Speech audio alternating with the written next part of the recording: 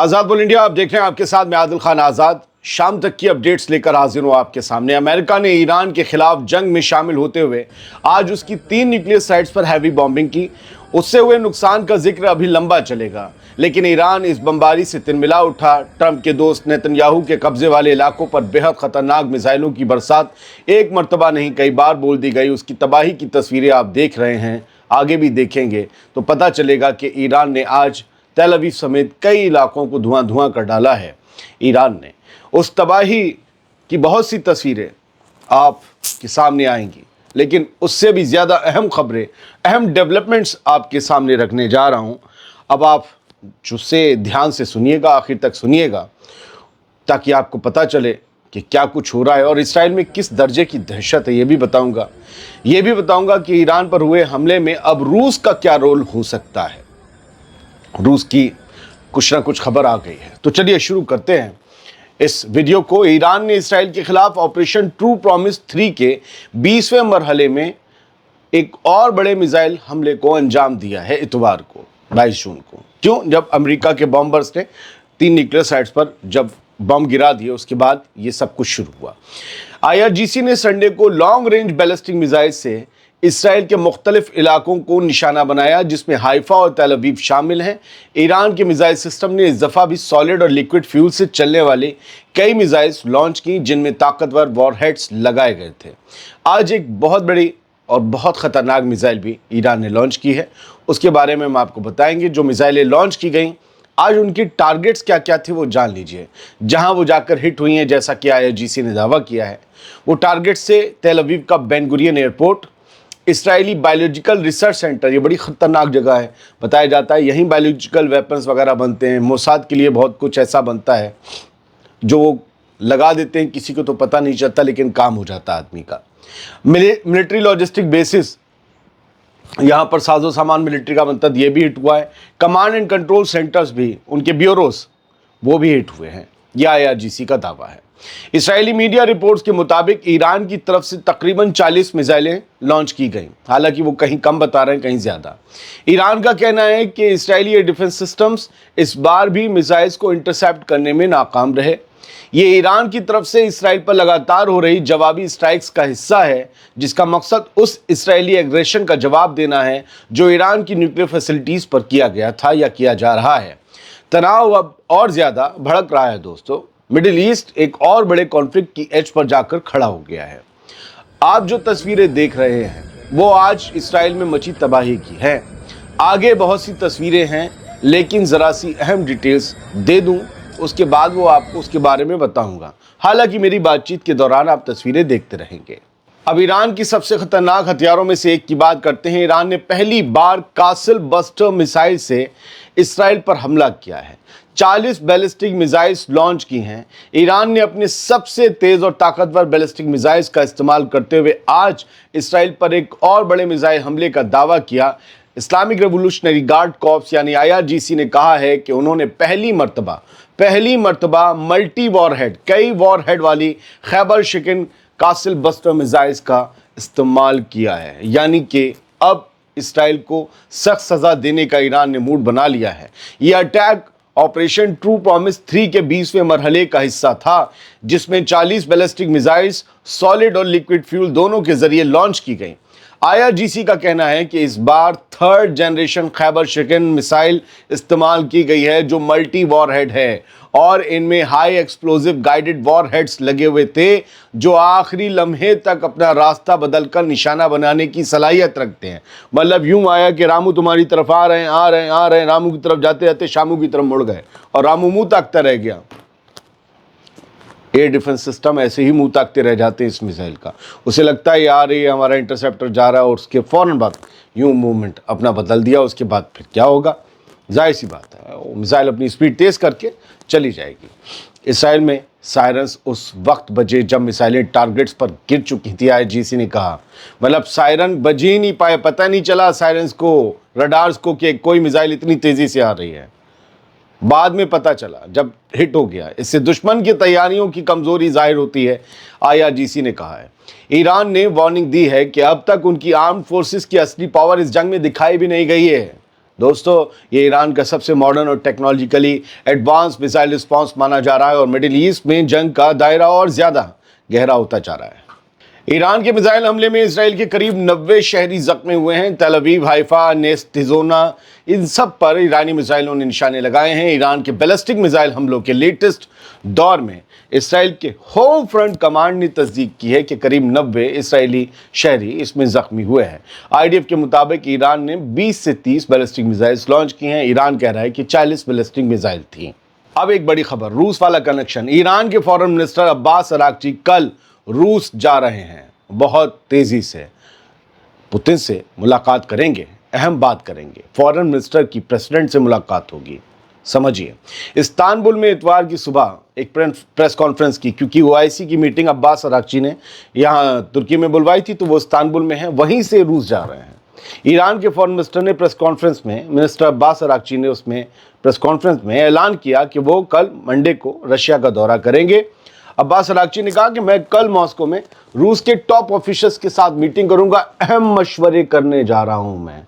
ये जो लाइन है, अहम मशवरे करने जा रहा हूं, इसे समझिएगा।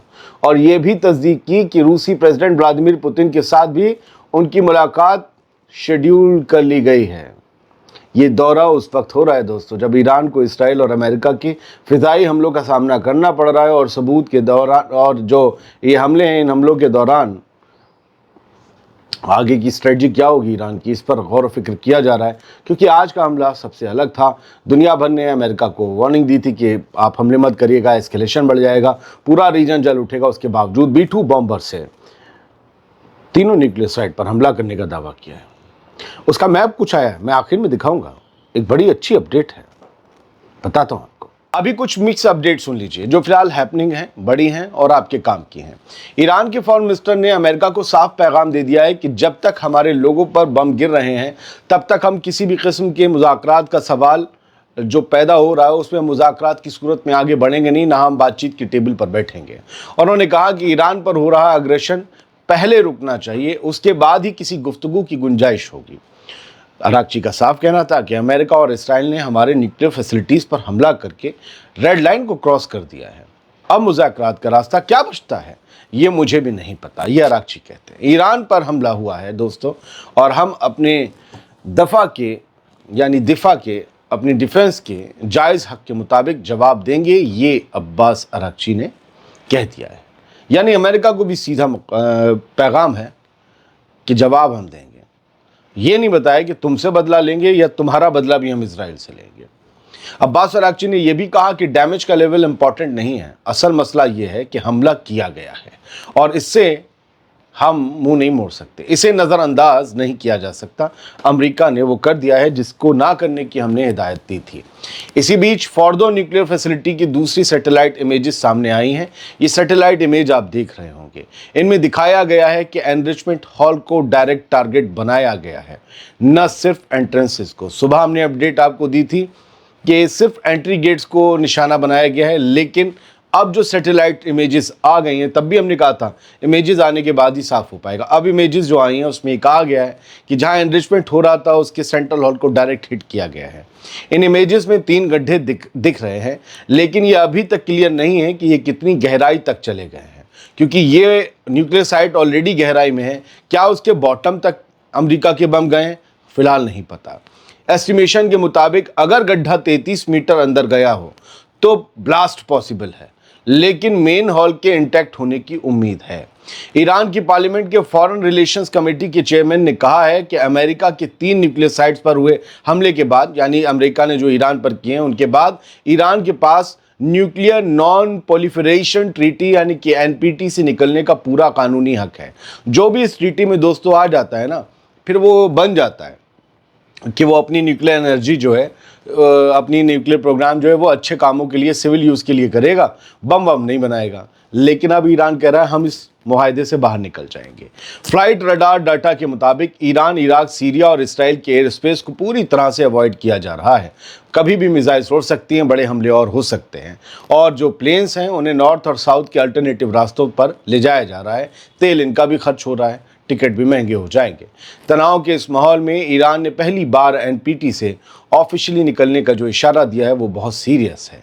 एक ग्लोबल डिप्लोमेटिक फॉल आउट ला सकता है अगर ये ट्रीटी ईरान ने तोड़ दी। और कुछ बड़ी अपडेट्स मैं आपको यहाँ से दिए देता हूँ। सबसे पहले तो आप ये 3 तस्वीरें देख लीजिए।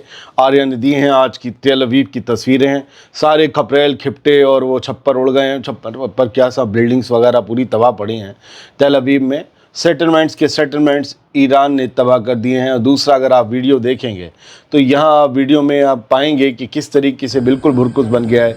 पीछे की आप अगर सफ़ेद इमारत को ना देखें, खाली उजड़ी हुई इमारतों को देखें तो आपको लगेगा जैसे गज़ा का ये मंज़र है। आज फिर से इसराइल को ईरान ने गज़ा जैसा बना दिया है। और ये एक और वीडियो इसी में है, इधर से उधर 360 डिग्री घूम रहा है और ये बता रहा है कि चारों तरफ तबाही है। ये तेज़ी में इसलिए वीडियो बनाए जा रहे हैं क्योंकि वीडियो बनाने पर पाबंदी लगा दी गई है, तबाही नहीं दिखनी चाहिए। आर्या ने जो 2 और पोस्ट दिए हैं उनमें ये जो दिख रहा है, एक फ़ोटो जो आप दिख रहे हैं रेड एरो करके है, ये बताया जा रहा है ये वो चीज़ है जो अब इस वीडियो में यहाँ पर हिट हुई है। ये कहा गया है कि ईरान ने top secret biological weapons centre जो नेज़ियोना में है, तेल अवीव से 20 किलोमीटर दूर, उसे तबाह कर दिया है। आज के हमले में उसे हिट किया है, तबाह किया ना किया हो।